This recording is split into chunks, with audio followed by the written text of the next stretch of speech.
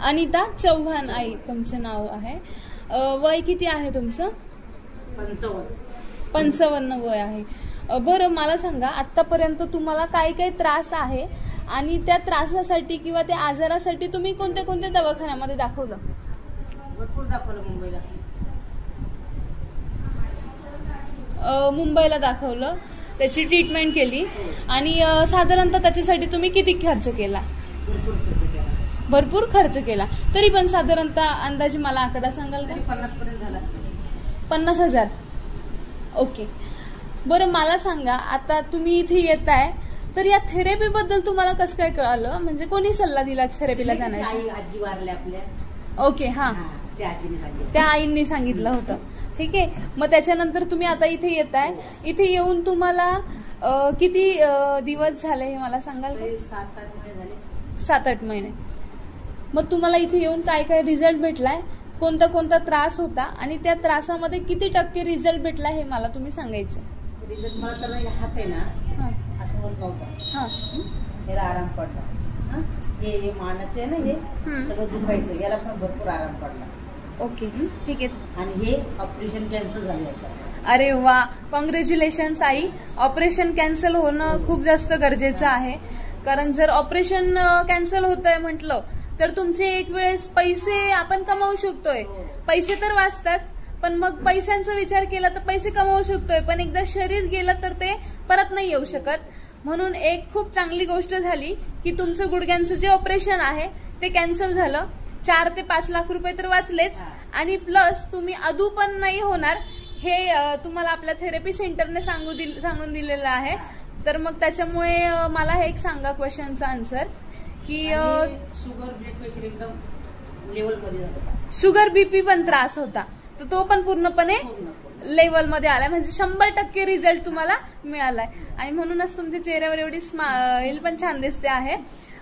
Thank you so much की तुम्ही स्वतःसाठी वेळ काढून इथे आला. म्हणजे एक योग्य तो काही नागरिक आहे, आरोग्याचं जे काही महत्त्व आहे ते तुम्हाला समजणं खूप गरजेचं आहे. आणि ह्या वयामध्ये सुद्धा तुम्ही एवढे हेल्थ कॉन्शियस आहे की तुम्ही थेरपीला येत आहे कंटिन्यू. ठीक आहे, जास्त सुट्ट्या सुद्धा नसतात तुमच्या, त्याच्यामुळे रिझल्टही खूप छान मिळालाय. मला एक प्रश्नाचं उत्तर द्या आई की थेरपी काळाची गरज आहे की सवय आहे? सवय जरी असली तरी वाईट नाहीच आहे. सवय जरी असली तरी वाईट नाही आहे. ओके, खूप चांगले. आता आपण गार्डनला जातो ते पण सवयच आहे.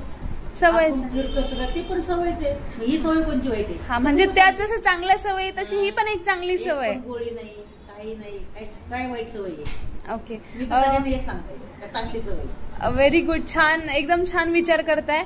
मेडिसिन न घेता सुद्धा आपण जर इथे व्यवस्थित नीट होतोय तर मग ही एक सवय, जरी काही लोक आता सवय म्हणतात, पण मग सवय जरी म्हटली तरी ती चांगलीच सवय आहे.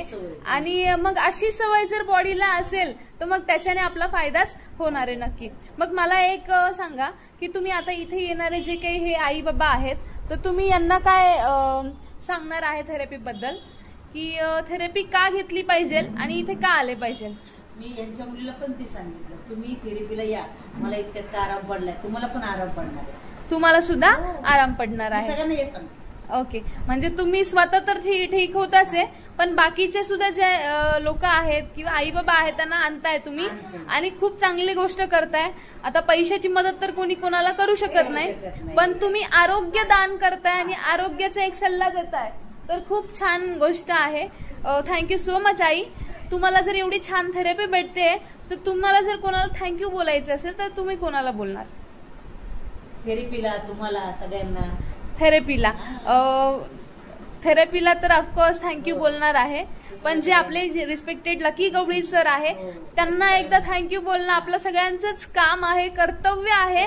कारण की त्यांच्यामुळेच आज थेरपी सेंटर 4 वर्षापासून इथे चालतंय आणि एवढे सगळे हजारो आई बाबा इथे नीट होऊन गेले आहे. एक नवीन जीवनदान भेटलंय आणि खूप सारा त्यांचा फ्युचरमध्ये जाणारा पैसा आहे तो सुद्धा वाचलाय. तर मग ही सगळ्या लोकांना तर एक प्रकारची मदत होतेच.